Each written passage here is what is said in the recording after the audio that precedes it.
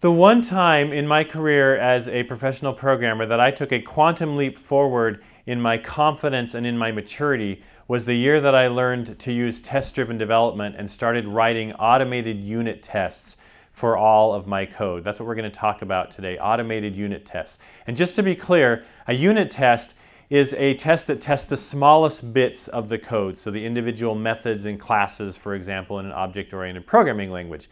An automated unit test is written in the same programming language as the code itself and run using a framework like JUnit for Java, NUnit for any of the .NET languages. And you write and run these tests at the same time that you're writing your code. It's not two separate activities. It's all done together. And like I discovered in my own experience, having automated unit tests for your code and writing those tests along with the code is very, very powerful. One of the reasons it's so powerful is because a good set of automated unit tests function as a kind of second compiler for your code. The regular compiler, the syntax compiler, tells you if you've accidentally left out a semicolon or misplaced a brace, and you get that feedback right away so that you can fix all those problems, and it's very easy these days to produce syntactically correct code. It would be foolish for anyone to work without a compiler like we used to have to do in the punch card days. But it's almost as foolish to work without a set of automated unit tests, because automated unit tests function like a semantic compiler for your code. They let you know right away if the behavior of the code has changed in some unintentional way. If the code that used to do this no longer does that thing that you expected it to do. And it tells you that about your own code while you're writing about the code you wrote last week, or about the code someone else wrote that you're having to work with today.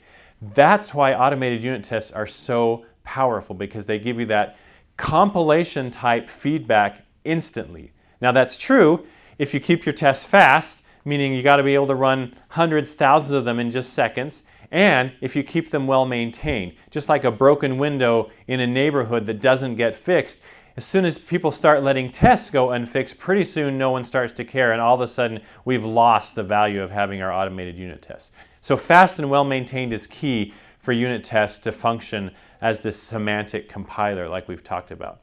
We require automated unit tests on all of our projects for a couple of reasons. First is that it provides this safety net. It lets you know when you've accidentally done something you didn't mean to do. You've unintentionally changed the behavior of a piece of code. Bob Martin talks about automated unit tests being like double entry bookkeeping. So my assignment for you is go Google for that. Go figure out how automated unit tests prevent errors, human errors, in the same way that double entry bookkeeping prevents human errors in accounting. So they're this safety net. Second, they speed you up, because you're taking away all the future debugging and testing by hand time. Even though it feels like you're going a little slower having to write tests and code at the same time, it speeds you up not just over the course of a project, but even over the course of an iteration or a single day's worth of programming. It's like cleaning the kitchen as you cook, instead of leaving a whole bunch of dirty dishes and then having to come along and try to cook in that mess. Having a set of automated unit tests is good hygiene for your code. And this is, I guess the third point I'll make about that is that it really is impossible to work incrementally without an investment in automation. Except with all but the very smallest programs, the very smallest systems, it is impossible to continually be adding features to that code in an incremental fashion and keep it in a production-ready state without a heavy investment in automation. You just can't do it.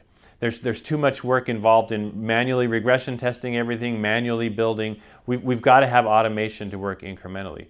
And the linchpin of that automation, as far as I'm concerned, is automated unit tests. You have to have them. Otherwise, you're just deferring. You might think you're working incrementally, but you're just deferring a lot of testing and debugging work till later. If you're a programmer and you're not writing automated unit tests for your code, please start today.